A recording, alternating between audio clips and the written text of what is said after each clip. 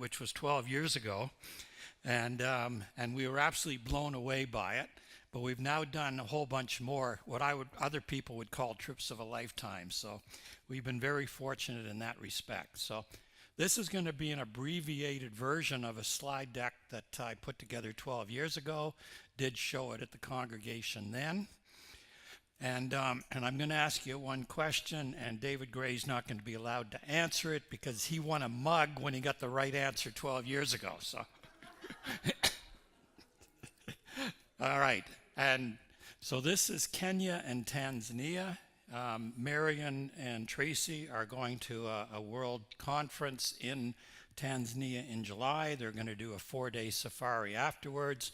Their safari is going to be parks that we had recommended that we had been to.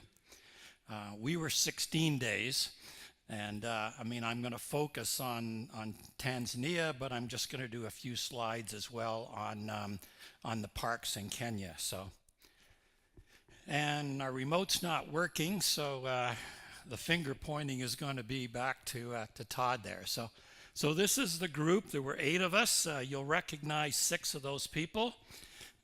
We've got Ross and Elizabeth Griffiths, who were members here for a long time before they retired to Sudbury. Judy and Jeff McLean, and then Joanne and my friends Janet and Alan. I used to work with Janet, and then the 2 of us. So this was the group of 8 that did a 16-day safari together. So. And this was just a picture just taken from the seat of the plane, just of the TV screen in front. So it just gives you a perspective of Africa. And it sees Nairobi is the capital of Kenya. They're going to be in Tanzania just to the south. But just to give you a magnitude of Africa, there's 55 countries. It's the 2nd largest continent, obviously behind Asia. And if you are flying from, if this will work here, Cape Town, way down there, up to the Mediterranean, that's a 9-hour flight just to get across Africa. So just give you an indication as to the size of it. And I threw this one in because Marion and Tracy are going to experience the Great Rift Valley, and they're going to experience as a spot that Ernest Hemingway is quoted as saying is the best view in the world. And you'll see why. But the Great Rift Valley starts up at the Dead Sea in Israel, and it goes down here to Mozambique. We were in it in 4 national parks. 3 of them were safari parks, and one was the Olduvai Gorge, where the Leakeys found human remains going back 2 million years, as well as a whole bunch of stone tools. And and we are standing at about 8,400 feet of elevation, looking down into the Great Rift Valley. So zeroing in a bit, so this line you see here is the border between Kenya to the north and Tanzania to the south. Right there is Mount Kilimanjaro, and this conference is going to be in Moshi, just to the south of Kilimanjaro. So when Tracy gets back, ask for her sunrise pictures of Mount Kilimanjaro. So you're going to see sunset, so ask her for sunrise. So, and they will fly into Kilimanjaro International Airport, which is right about there. So just a short drive to Moshi. The 3 parks they're going to do is Tarangire, Lake Manyara, which is in the Great Rift Valley. And they'll be here in the Ngorongoro Crater, which is part of the Serengeti ecosystem, which is this whole area here. All right, we have to talk about the wildebeest, and which people used to call GNU, G-N-U, but now wildebeest is widely used. And why the wildebeest? So the wildebeest is the largest terrestrial mammal migration in the world. When we were there 12 years ago, the counts were about 1.5 million wildebeest, and escorting them were about 100,000 zebras and 250,000 gazelles. Gazelles is one of the smaller antelopes. And so the wildebeest, get this pointer working here again. Has it died on me? I think it's died. All right, well, it's a new battery, but okay. But the wildebeest, they give birth down in the southeast corner of Serengeti National Park in about February, March. They then graze in that area, and starting a couple of months later, they start in a clockwise rotation, working their way around, working their way north. And by the time they get to July or August, they're now crossing the border into Kenya, which is the white hat, if you will, on the top of that diagram. And to get into Kenya, you have to cross the Mara River, which is a very treacherous crossing for them, and we're going to give you evidence of that. And then in October, November, they were working their way back south again, and so that by the time you get to February, they're back in their birthing grounds in the southeast. And so it's a 1,600 kilometer clockwise route. It's about the same size as hiking all the way around Vancouver Island every 12 months. Now, why is it so key? Well, I've told you how many wildebeests and zebras and gazelles you have. Well, that brings all the predators. So, I mean, you've got all the lions and the leopards and the cheetahs and, and everything else that, including the, all your vultures and Malibu storks and the crocodiles, and the hyenas and the jackals. So you've got everything. So it's really the heart of that whole ecosystem. Okay. So I have to do this one. This was our first night on safari, a place called the Ark. It really was a 2-3-star place. But what it had is it had a permanent pond and it had a salt lick. So it attracted the animals. So before we went, and we had a concrete bunker, which was covered, which got you right down at the animals' level. So before we went to bed that night, we had the elephants and the Cape buffaloes. There's the Cape buffalo. He's been playing in the mud. Why do they play in the mud? Because as the mud dries, it sucks all the ticks off them. And I should have prefaced before we slipped aside, but here, as you went to bed, you learned that there was a buzzer in your room, and if the buzzer went twice, it said there was a rhino had arrived overnight. If it buzzed 3 times, there was a leopard, 4 times, or something even rare. Well, at a quarter to 3 in the morning, our buzzer rang twice. So most of us were up out of our rooms, down into the bunker, and this is what we got at 3 o'clock in the morning. And I'm using a brand new camera in the dark. So a mother rhino and its young one. And then there's the young one. So as we went to the Sweetwater Reserve, which was our first full day on safari, attached to it was this chimpanzee orphanage, sanctuary, which had been set up by Jane Goodell. And there were 40 some odd chimpanzees there.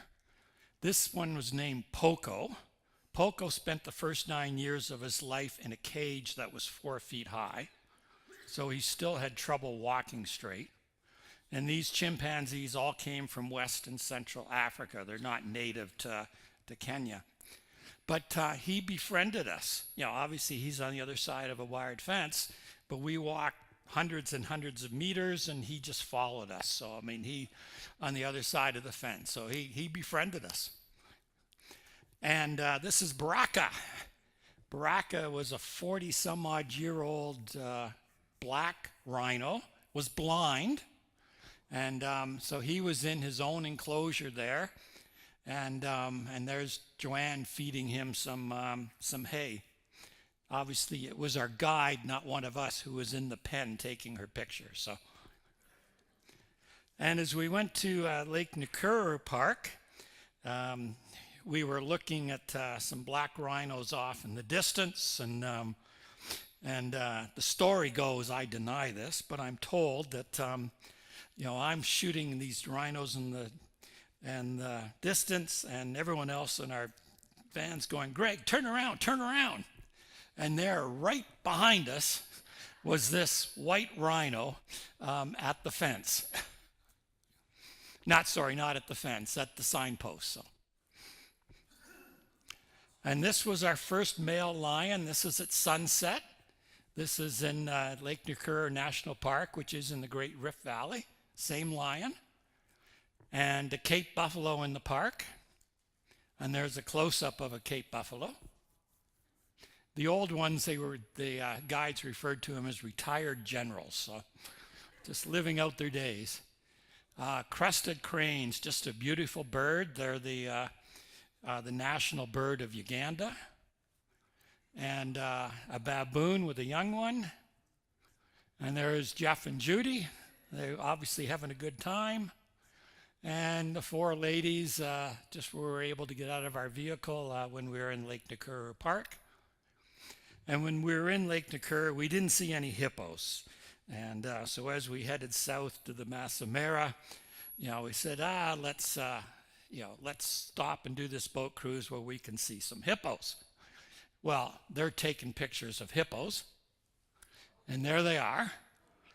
And I realized when we were on the safari a couple years later that getting that close to hippos in a little boat was not a good move. There are more folks killed by hippos than any other mammal in the world. So, but while we were in the boat cruise, one of the staff threw a fish up in the air, and down came this fish eagle and caught the fish. And this is one of Jeff McLean's pictures. I didn't get that one. So, and just a Cape buffalo guiding us to our camp in the Masamara. So the Masamara is the Kenyan portion of the Serengeti. So the wildebeest crossed the Mara River. They're now in Kenya, and they're in the Masamara. So very rich with wildlife there. So, and this was our glamping, and this is our accommodation for 3 days in the Masamara. And if you think it's a tent, there's the bathroom. A permanent ceramic tile. So we did do a balloon ride, early morning, sunrise balloon ride. And you can see as it starts up now, we thought in advance this was a great way to see the animals. No. That makes a lot of noise. You've got to keep these things in the air, and you keep them in the air with the jet engines burning fuel just to get more hot air going up in the balloon. So it was not a good way to see animals. The animals all ran away when they heard the balloon coming. And that's sunrise from the balloon. And these balloon rides, you always end with breakfast out in the plains. So, and that afternoon, we were at just an afternoon at a traditional Maasai tribe accommodation village, and they were demonstrating their dancing to us. And those who know Ross Griffiths, there he is, all ready to do his dancing. So, all right, we got very lucky here. This was just driving along. We had this baby cheetah. We joked that it didn't know how to get down off that stump, was only about this high up. There's the mother looking back at the young one, and there they are together. So,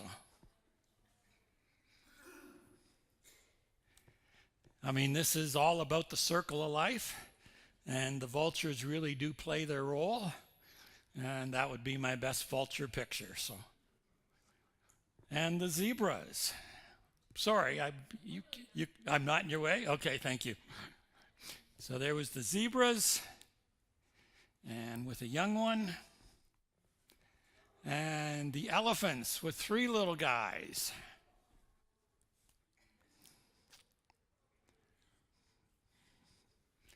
And a topi. We joked that the topi was wearing cowboy boots. So, now, with lions, I think they have to copulate about 100 times before they're successful. So they're always in the act. But this lady got a little tired the partner, and there's the big swipe. So, and there's your wildebeest. So I mean, we were just the tail end of the migration at this point, and just a mass of animals. Along the sides of that herd, there would be a whole bunch of zebras. The wildebeest like the zebras being long because the wildebeest have great ears and warn them of danger. In the middle there's likely a whole bunch of gazelles. They're small ones. They like the short grass after the bigger animals have been cutting it. I don't see the gazelles there, but I'm sure they're there somewhere. And one of my favorites, the kissing ostriches. And a Vero eagle owl. So Jeff is standing in Tanzania, and Ross is standing in Kenya. So we're at the border. Because we're at the border, we're near the Mara River. And there's the Mara River. And this is actually the deadliest of the crossings for all the wildebeest for a whole bunch of reasons. One, you got a mass of animals that are dropping down. They lose some falling off the cliffs. They come down. You lose some that drown. But you also lose a whole bunch to the crocodiles. And we'll get there in a moment.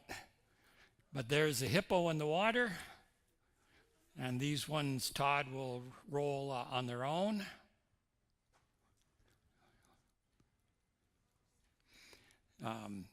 The hippos do their grazing typically at night.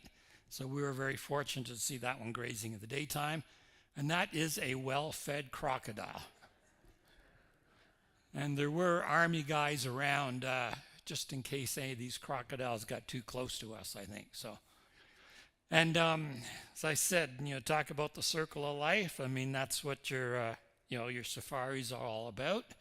There's a couple of dead wildebeest with the storks, and the one on the right with the black wings with the vultures. Sorry, and the one on the upper right there is a marabou stork. So, and there's a martial eagle getting its bit too. And someone some time ago had put together this display just of all the bones that had been found, along the shore there. So, and it was a smelly place to have our lunch, no question about that. And another favorite picture, the male ostrich with the little ones. I'm not sure if the ostrich is like the emus. With the emus, the dad raises them, the mother just takes off and, finds another partner and leaves dad to look after the little ones.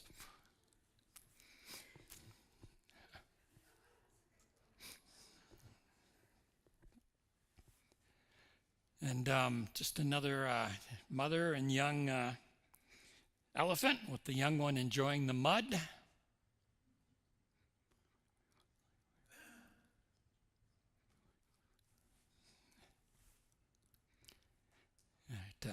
So the story behind this leopard is we were just finishing our last safari in the Massa Mara. We were about 5 minutes away from our hotel.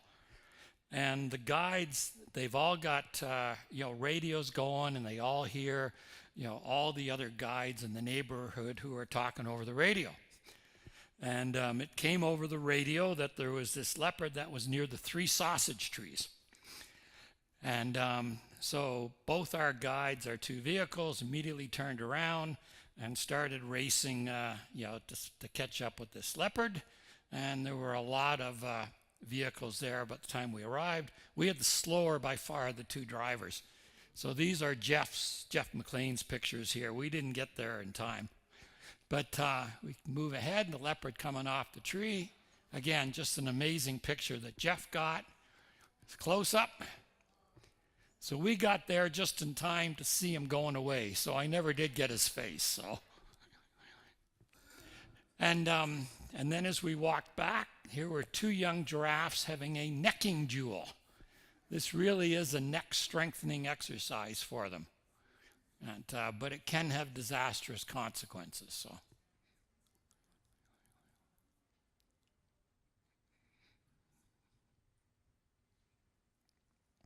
All right, so that's the end of that set. And one last lion. So this was, Janet and Alan, Joanne and I, and our guide, and then the other four had a separate guide. We had just finished up in the Masamara. They dropped us off at a little airport where we caught a plane to the border, got driven across the border, picked up another plane, and then went to the central Serengeti in Tanzania. So there was our plane, and once we got out of the plane, we drove to our camp, and on the way we came across this cheetah and another one. And just a couple of birds here. That's a red-throated spurfowl and a white-bellied buzzard. And this is a Maasai giraffe. It's with the white ears. I think it's the only Maasai giraffe we saw. Just a gorgeous giraffe. And again, these were Jeff's pictures. We did not see these lion cubs. So we're now in the central Serengeti. So we're getting close to where Tracy and Marion will be. So those were, now this one's back to my pictures. So, okay.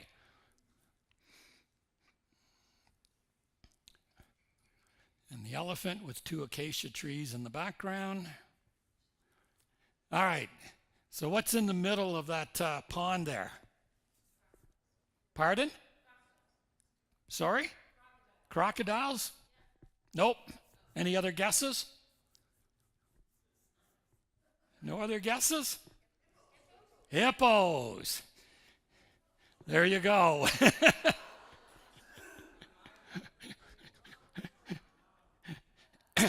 It just blows me away that all these big animals would live in such a crowded, muddy, cramped environment. And that's a gray-headed heron. This is sunrise in the Serengeti, so. And a hartebeest. And this is your hyena. So this one was interesting. This hyena, there was a small herd of wildebeest there, and this hyena went after them. It separated two and then down to one in the herd, and then chased that wildebeest off, down in the valley. And whether or not the hyena got the wildebeest, we don't know. It was now out of our sight. But it was rather, quite the story following it. And you get down to the southern Serengeti, you've got all these volcanic rocks, which is good for the lions for doing their sighting. Excuse me. And then I need to get some water. I'm afraid that beef is getting to me or something, or the rice. Thank you. So you get these little oases in the middle of the plains. And so there's another gray-headed heron in the oasis.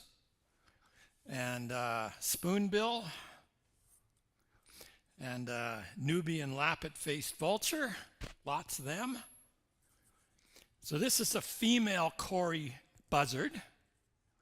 And this is the male Cory bustard. That was the largest bird that can fly. That bustard could be up to 18 kilograms, or about 40 pounds, and it could fly. And this is a helmeted guinea fowl. They were all over the place. We called them the chickens. And an auger buzzard. All right, so we've made it to the Ngorongoro crater, which is, the furthest of the safari days that Tracy and Marion will have. So this Ngorongoro crater is the world's largest fully sided, unflooded caldera in the world. And so first of all, we're up at 8,000 feet above sea level, and the crater floor is 2,000 feet below us. And that crater floor is 260 square kilometers.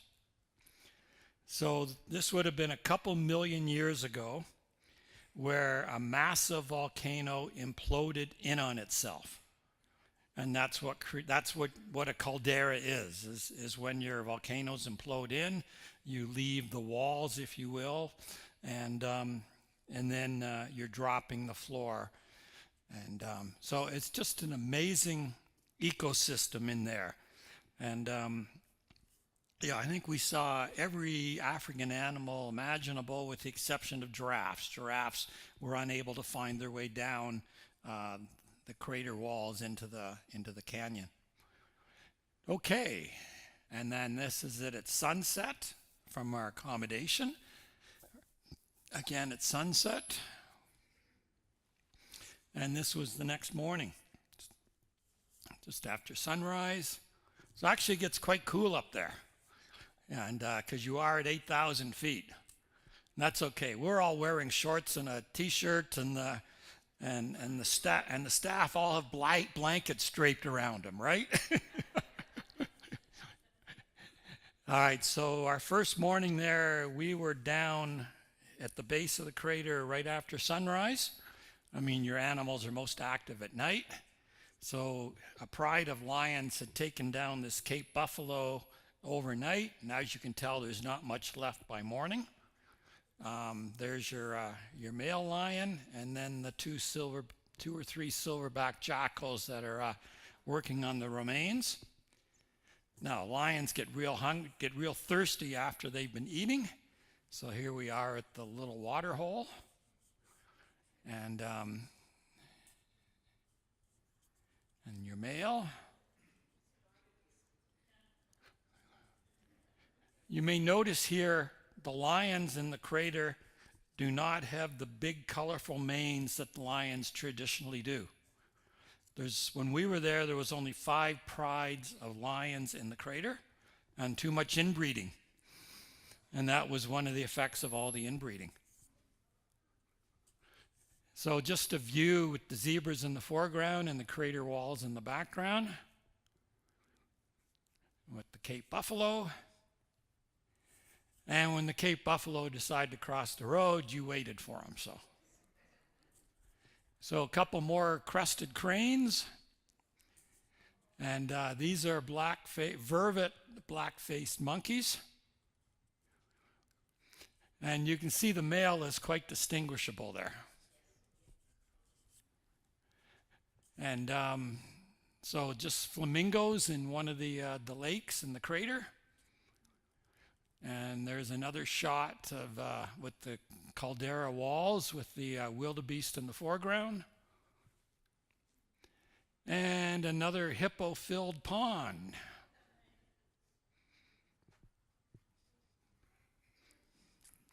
And with the white ibises all around the hippo there as he gets out of the water. Just beside one of our vans, our cruisers. This one was actually a hoot. That hyena on the left had been bothering this warthog who was in its den with the little ones. So the warthog got angry and chased the hyena away. And this is a hyena with a pup just in the den. This cheetah, we watched this cheetah for 90 minutes. We could tell that it was about an hour. It was about maybe 500 meters or so from a herd of gazelles. Cheetahs are the fastest of the animals, but they can't maintain that speed for very long. So it would move along a bit, and then it would get down in the grass, and it would wait a few minutes, and it would get back up, and it would move a few minutes, and do back down. As I said, we waited 90 minutes watching this very patiently.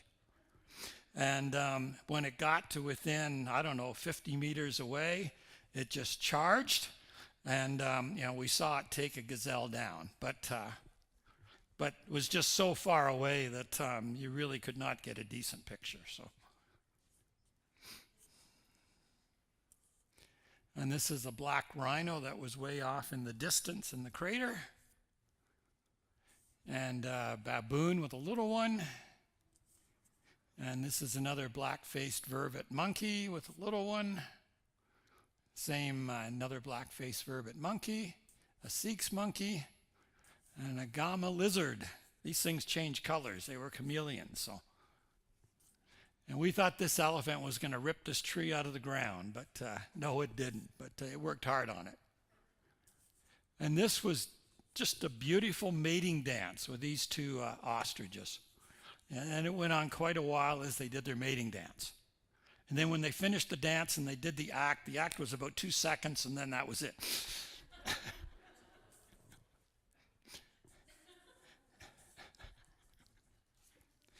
All right, this is the spot that Hemingway said was the most beautiful place on earth. So I'm standing at the edge of an infinity pool at our resort overlooking Lake Manyara at sunset. And if you didn't think I was at the edge of an infinity pool, that's Jeff's picture of me at the edge of the infinity pool where I'm taking my pictures.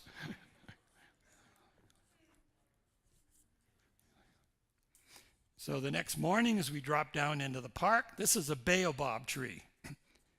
So the joke about the baobab tree, and this is my religious joke now.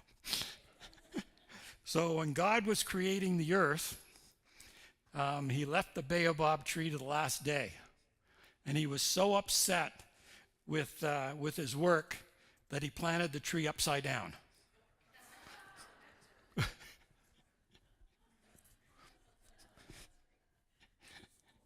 So we've got some hornbills. This is a silvery-cheeked hornbill, southern ground hornbill, and a gray hornbill. And a little bee eater. This is a giant kingfisher. And my favorite bird, the lilac-breasted roller. It's just a beautiful bird. So we're still in Lake Manyara Park, and this is your wildebeest, and then the lake behind us there. And flamingos on the lake. And just a close-up of the flamingos. All right, so what's that 15-foot tall mound? Sorry? Oh, you're close. Termites. I'm guessing that it's 15 feet tall. It might be taller than that. And that's a clip springer, only one of those we were to see. That would be a young bush buck. And a mongoose, 2 mongooses. So after a day, Lake Manyara back in the pool, and there's sunset that night from the same spot, from the same pool.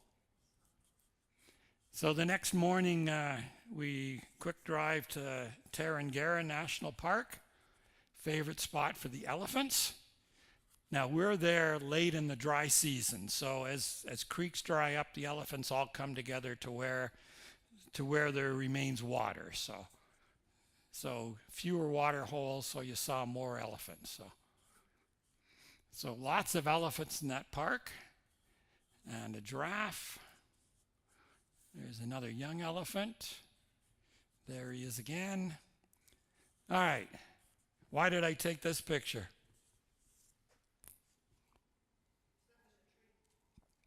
What's in the tree? That's it. There is a leopard in the tree. There's a cropped picture of the leopard. So, yeah, I mean, we'd seen a bunch of leopards, but often they were very difficult to see. They were just up in trees, and this was one example of it. So we're now having lunch on our final day, and just another black-faced vervet monkey with its young one. And that monkey, or one of it, was to steal Elizabeth Griffiths' lunch. So it's all right. Ross had lost a breakfast to the monkeys when he was walking back to his room in the central Serengeti. So they'd both been hit. So just finishing up, okay, so these are the first impala pictures I've shown you. These are 2 young male impalas who are sparring.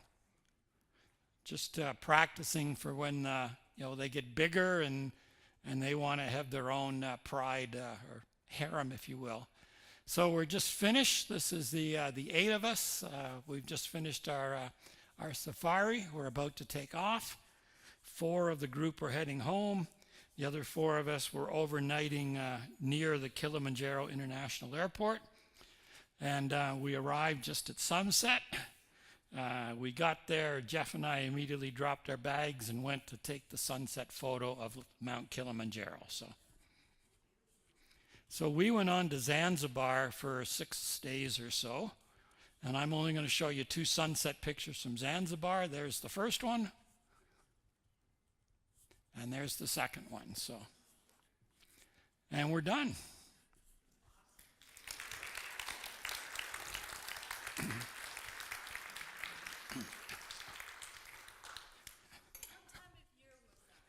We were early November, first couple weeks in November. We were on safari for 16 days, 8 in Kenya, 8 in Tanzania.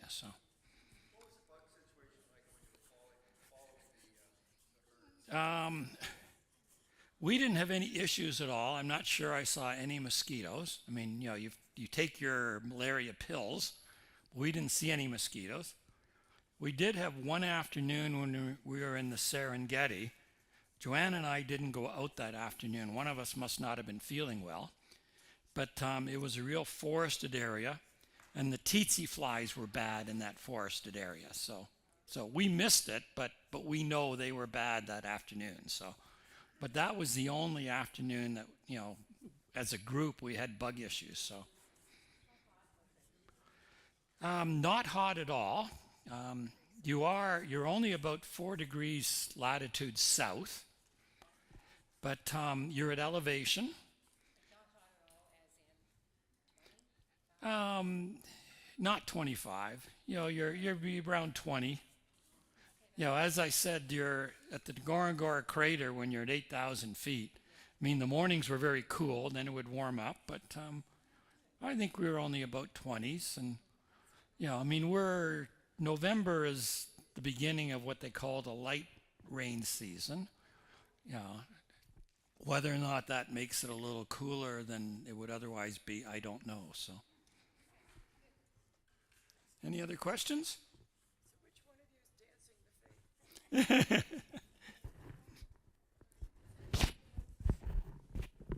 dancing the faith? Awesome.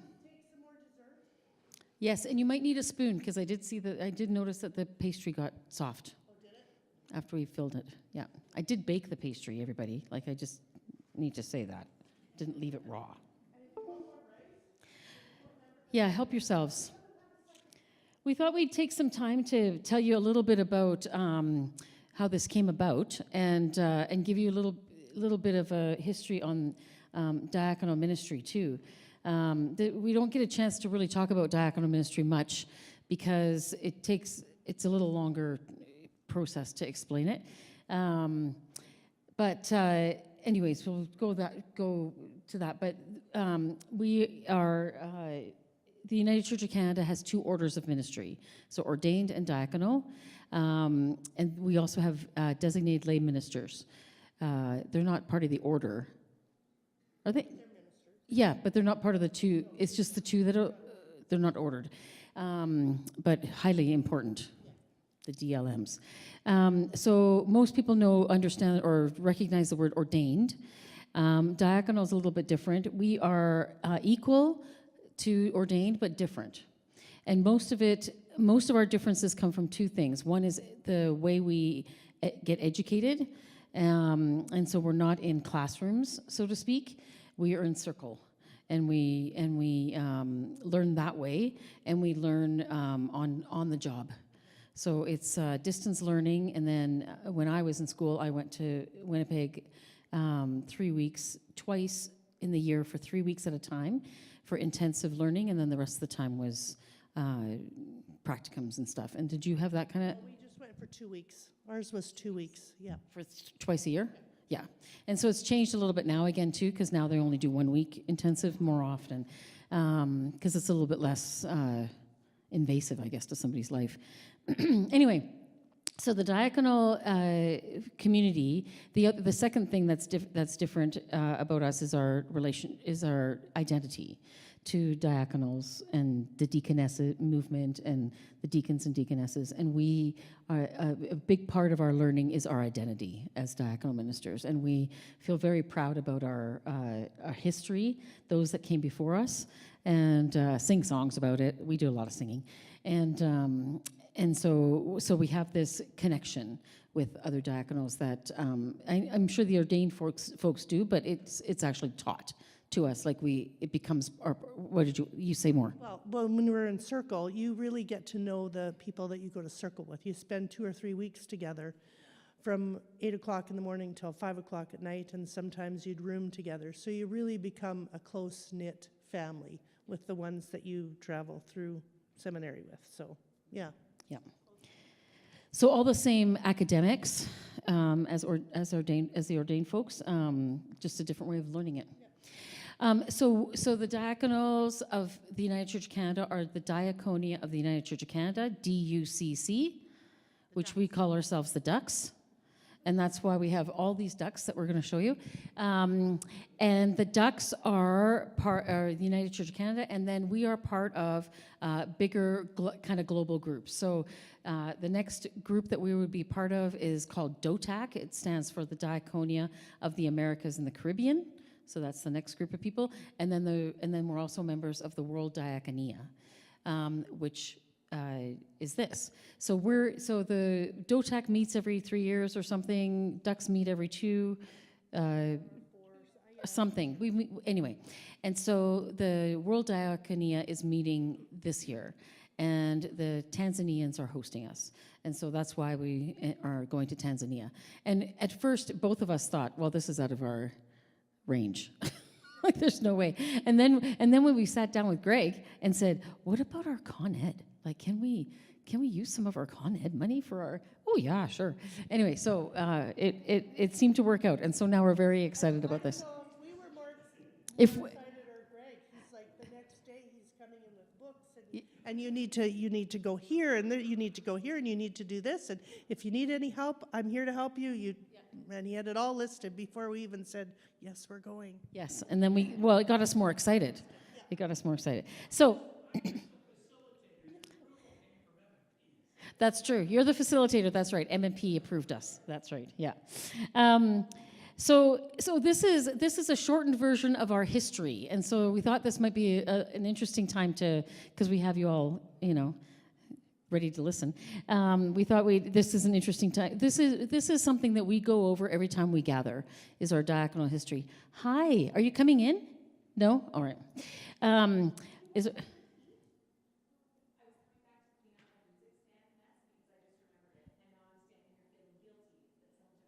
Yeah, someone else took care of it. That's okay, no problem. We're a family, we do it together. Yeah. Okay, so this is something that we remind ourselves as every time we get together is our history, and it's a deep history. So we do this in kind of a fun way. The history of diaconal ministry is rooted in Jesus' own ministry. It reflects dimensions of the self-emptying of power, the empowerment of others, responsiveness, flexibility, practicality, and a sharing of Jesus' vision of community. Jesus personified in the diaconia a ministry of service. In the early church, a group of deacons was established to do the work of servanthood. One of them was Stephen, killed for his political advocacy for the poor. Can you imagine being killed for helping the poor? Anyway, women deacons played an equal role to the men in a very early church. Phoebe was given the name diakonos, the same word used by Paul to describe himself and other male leaders, meaning minister, missionary, or servant. And Olympias, a wealthy widow who was a deaconess, known throughout Constantinople for her bravery and genius. Unfortunately, equality didn't last, and a patriarchal hierarchy emerged. Women were restricted to ministering to other women, and for men, the role of deacon became a temporary stop on the path to priesthood. By the 600s, in the early diaconate, with its emphasis on service, for the church and the world began to disappear, and by 700 it had entirely dropped out of the Western world. My dogs are up now. That's okay. Women, however, continued their service work, of course, we did, for centuries, but could only do so vocationally by living monastic lives. Because God forbid we have, a family that might distract us or something, I don't know. Around 1500, so that's almost 800 years later, organized diaconal ministers, first for men and then for women, began to arise in Europe. It is in the 1800s, though, when the social upheaval of the Industrial Revolution resulted in a heightened need for humanitarian service. That the movement takes hold, at least for women. The diaconate for men sputters out just as women's movement begins to flourish. In 1836, a deaconess society was formed by Lutherans in Germany, and Theodor Fliedner and Friedrich Münster Fliedner began a training school and educational center in a castle, thank you very much, that they bought, for deaconesses in Kaiserwerth, Germany. The emphasis was on nursing and institutional work. The downside was that it was run by a mother house based on the Roman Catholic model of hierarchy. Later in the 1800s, the diaconate was also revived in Great Britain. In 1861, Elizabeth Catherine Perrard, who had been trained at Kaiserwerth, became the first deaconess in the Anglican Church. In the British model, which influences the Methodists and Presbyterians in Canada. With no mother house or hierarchical structure, the orders grew rapidly. The deaconesses were part social worker, part public health nurse, part evangelist. Diaconal ministry in the United Church of Canada began in the late 1800s, early 1900s, and the Methodist and Presbyterian churches in Canada merged their orders in 1926, just after we became United Church, to create the United Church Order. Over 600 deaconesses were set apart before 1982, when the language changed to diaconal minister. And the order became recognized as one stream in the order of ministry, open to women and men. Until 1960, the order was only for single women. Those who married were disjoined, losing their jobs and diaconal status. So, of course, most orders have pins, some kind of thing that you can wear, as nurses do, and things like that, right? Engineers with the ring. The wearing of a pin is a long-standing practice initiated in the founding orders of the Presbyterian and Methodist churches. The first pin was an outline of a circle with an X in the center. In the circle was written United Church of Canada Deaconesses, and on the X were the letters FJS, standing for Jesus' sake. Oh, for Jesus' sake. A motto reflecting the commitment and accountability for the ministry of service carried out by the women. Women wore the pin in the early days on their uniform and when not wearing a uniform to identify themselves. Members of the order who married were disjoined from it and thereby forced to resign from employment and membership. When women were disjoined from the deaconess order, upon marriage, they were asked to return their pin. Refusing to do this was an act of protest. And thus begins our protest. And at the injustice perceived in the disjoining, and particularly in the loss of their deaconess status. Ruth Sandilands Lang, who was disjoined in 1956, was one of the women asked for her pin back and refused. We love Ruth. Ruth proudly wore the pin at the United Church Service of Apology to Disjoined Women in 2006. For Jesus' sake. So, 2006, 1956 was when she was disjoined. When did it start? The order started in 1926. So what took till 2006 for the church to apologize and say, oh, you can have your pin and your job back. In 2011, the association, the Diaconia of the United Church of Canada, or DUC, embraced the tradition of a pin again. This time, one can be worn by anyone who is a member of DUC or who considers themselves to be in diaconal ministry. So I have you don't have your pin on? Oh, you have your pin on? So we have pins, and they're also, thank you. It's another P word. Pins or pendants. So The modern era brought new understandings of the role of women in church and society. The Order of Diaconal Ministry, established in 1982, is open to women and men and is one of two equal expressions of ordered ministry in the United Church. Today, many of the issues faced by the early deaconesses have been addressed, such as the same minimum pay scale and access to benefits as ordained same access to benefits as ordained ministers, respect for their work and the quality of their training. The reality, though, Christendom is over and the days of full-time paid ministry are fading into the past, as we know, because churches are dying a little bit. And all church personnel in the United Church of Canada is being forced to reflect on the minister's role of the church and in the future. Some diaconal ministers are permitted to earn their living outside of church structures, playing an ancient role of the diaconate to cross the bridge between the church gathered in and the church dispersed. Some, unfortunately, are kept from that option. So when I started as a diaconal minister, I was in the jail for 3 years, and that was a recognized ministry at that time. They don't, in the new structure of the United Church, Chinook Winds region hasn't done that recognized ministry work, so people in Alberta can't do that as diaconal ministers anymore, but maybe we'll work on that. In 1984, DUC was begun as a voluntary association of the United Church of Canada. That's the other thing that's different from us than ordained. We have an actual association. So DUC is an actual association from the United Church of Canada, diaconal ministers, and has provided a way for members to stay connected, develop a sense of identity, and advocate for one another. It is open to anyone who identifies as a diaconal minister.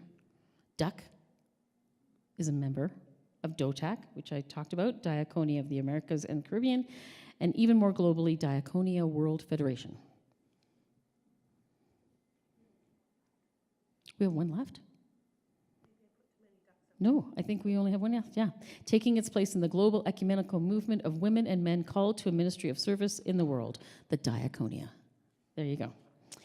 So, so any questions about, so this is why we don't talk about it very often, or because it's a little bit of a process, and it's a little bit of an explanation on the difference between diaconal and ordained. And this is why I collect ducks. Many, many ducks. This is only a small portion, yeah. Yeah, so, and some of these come from a duck advent calendar that I had this year. So I don't know if people have questions about diaconal ministry specifically. Yep.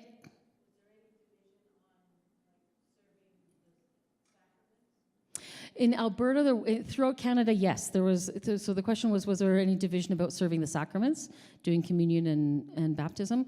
In Canada, yes. Some regions don't allow it. Alberta Northwest Conference, when we were a conference, and now Chinook Winds region, we automatically get those rights as soon as we're.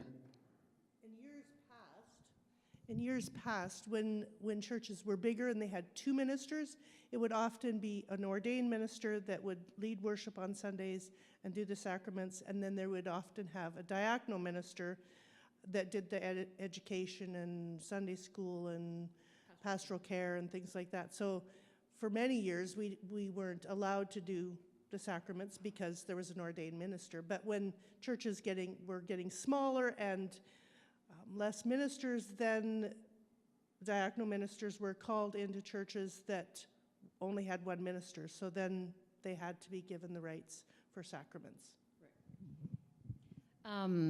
DLMs, can you do, I'm looking at Wendy Ann. Do you do the sacraments? Can you get licensed for the sacraments, even if you're the only? Okay, yeah. I think that's changed now too, because DLMs are now being, they can do sacraments, right? And a lot of DLMs are going through the process of being, what's it called? Commissioned or ordained, yeah. So they go through a process because they're essentially, the church is essentially getting rid of the title DLMs, designated lay ministers, and so some of them are opting to be commissioned into diaconal ministry, and some are opted to be ordained. Yep. How is the process going with diaconal and ordained ministers being able to do sacraments in an Oh, yeah. So yeah, the United Church, a lot of United churches are teaming up with other denominations. And so the Anglicans, especially with diaconal ministers, we've always been, isn't it the Anglicans that we share school with? Yeah, and so there's more and more United Church Anglican partnerships where a United Church minister becomes the minister of a church that shares both Anglicans and. I understood it a few years ago that if it was a joint charge, like an Anglican church, if it was an Anglican church and United Church put together, that they would probably not hire a diaconal minister because we weren't recognized to do the sacraments in the Anglican church. So whether that's changed in the last couple of years, I'm not sure. Well, and I think that was one thing that they weren't, the jail, when I started at the jail, they weren't sure about the diaconal either. They said, well, we want an ordained. And I'm like, oh my God, can I show you my history? Yes. And until the church kind of intervened and said, yeah, they're equal, they were fine with it. So I think we have one diaconal minister that's going towards ordination simply for that reason, because they want to do work outside a congregation. With indigenous work, because she's Métis or something. Anyway, and so she's going towards the ordained stream because they recognize ordained in the world that she wants to go to, rather than then you don't have to explain yourself all the time. To be Linda Hunter was one of those people too. She started off, I don't know how many people know Linda Hunter, yeah. So she started out diaconal, but then she went into the ordained stream because she was sick of explaining, I'm the same. I can do all the same things. I'm capable, all those things, yeah.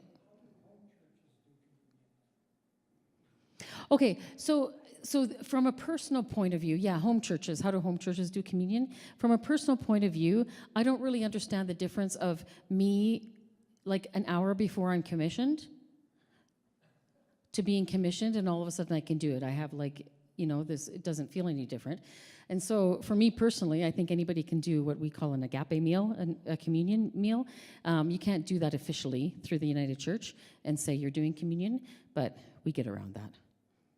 People get around that. But yeah, home churches, I mean, if you're going to a hospital visit and somebody wants communion, give them communion, right? Anybody can bless the bread. The United Church doesn't need to know what I just said. Although this is now live streamed, yeah, exactly. All right. Should stop talking now. Yep, Lydia.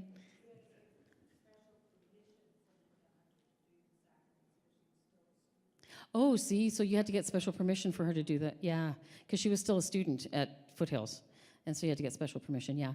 And I think a lot of the regions do that. Yeah, they do give special permission to, like, if you only have a person, an ordained person or a diaconal person who can't come because they've got their own churches, they should give special permission. Exactly. You couldn't afford to play public supply every time you want to do communion. Yeah, exactly. All right. Any other? So, World Diaconia is we're going to Tanzania. We're leaving here on the 3rd of July. Yes. 3rd of July. I think we have to be at the airport on the 2nd. Yeah. Because it's in the middle of the night. Yeah, 3rd of July, and then the conference runs for 5 days from the 7th to the 12th, so we have a couple days before the conference starts to kind of get acclimated and all that, and the conference goes for 5 days, where it's kind of consisted of what you would expect from a ministry conference, daily prayers, worship, presentations from various churches around the world, regional reports and meetings, we have to do some voting on things, and then cultural programming as well, because we get hosted, so it's going to be fun. On the 13th, we have a day of downtime. A day of downtime, yeah, on the 13th. Our safari starts on the 14th, and then we head home on the 18th, come back. We're back in Calgary on the 19th. And I'll be in church on Sunday. And Marion gets to preach on the 20th. And she's probably preaching about this. No, I Oh. won't be. Well, I don't. I know Vicki said, "Oh, you can do it on the way home. You can get your service all together." Yeah. But what if the flight is late and then? Then you have even more time to get it together. Yeah. Yeah, but everybody shows up at Foothills and they're going, Yeah. "What are we doing?" Okay, so you're planning it ahead just in case someone else has to do it? Oh, okay. So we wanted to leave you with, this is a little bit of a lengthy prayer, but this is a prayer from the Diaconia World Federation that they sent out to all of us participants, and we'll just take turns going back and forth. Is this part of it? I don't think so, right? No, I don't think so. Let's pray. He paints with his finger in the sand. He appears as a child in a circle of rabbis. He plays like an unruly boy at the market. He wants to make the spoil sports dance. He marvels at the enchanting anemone carpets. He lives carefree like the birds in the sky. He collects friends who may be just as childlike as he is. Do we actually realize that the wisdom that was with God has appeared among us in this lightness? It is as if spring has sprung after a long, hard winter. This is how the first account of Francis of Assisi begins. He symbolically lived the life of Jesus and rediscovered the secret of earthly happiness in it. With a passage from the book of Proverbs, Proverbs 8, 22, 27, and 30 to 31, he would like to repeat this to us. The Lord created me in the beginning of his ways. I was formed before the works of primeval times. I was at the beginning, at the origin of the earth. When he built the heavens, I was there. When he measured out the circle of the earth above the waters, when he moved the clouds in a firmament and caused springs to flow from the primordial sea, when he set the boundaries of the vast sea and the waters were not allowed to cross them, when he laid the foundations of the earth, I was with him as his beloved child. It was his joy day after day and was allowed to play before him all the time. I played on his earthly round, and it was my great joy to be with people. Does this security, this lightness also exist for me, for us? Can I remember it? I move uneasily to the images of my early childhood. I search for images that show me playfully, playing so joyfully, so at peace and so absorbed. They are there. There I am, like the radiant little princess in the swinging dress printed with roses. Can I evoke in myself what it feels like when I am happy, dancing, and playing? The key to this memory room is stuck. It probably hasn't been moved for a while. Encouragement comes from inside like an inviting smile. I see Jesus taking a child in his arms, holding it lovingly and blessing it.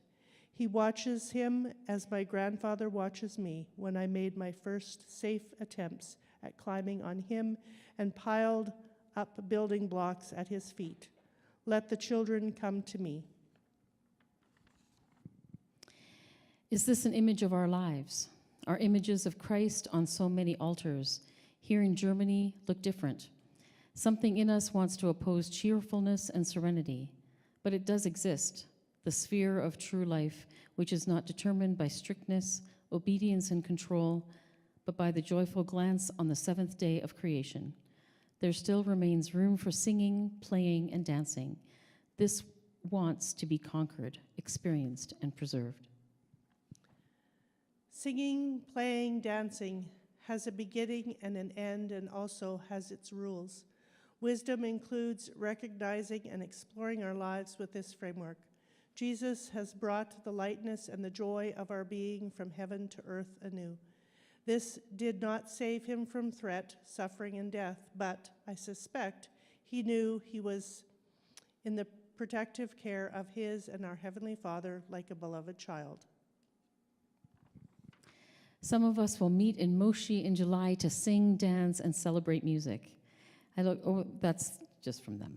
I'll just read this part. Okay. Yeah. So this last bit is called hammock. When everything becomes too much for me, the overheated expectations and news, then I lie down in your hammock and just watch what you do. When everything gets too loud for me, the outrage, the noise, the shouting, then I lie down in your hammock and just listen to what you say. When everything becomes too heavy for me, the worries, the fighting, the being strong, then I lie down in your hammock and marvel at how easy it is for me, for you. When everything gets too stupid for me, the bickering, the arguments, the stupid talk, then I lie down in your hammock and let you surprise me. Better to hang out with you more often, my God, even if not everything is okay. Amen. And that's pretty much diaconia in a nutshell. So it's interesting because I'm going to hear a lot of German, because the second official language of world diaconia is German. And so everything's translated English and German. So that'll be fun for me. Yeah. And Marion's very excited about elephants. Elephants. If I see nothing else but elephants, I'm good. She'll be happy. Thanks for coming, everybody. It was nice to share this with you and do this with you.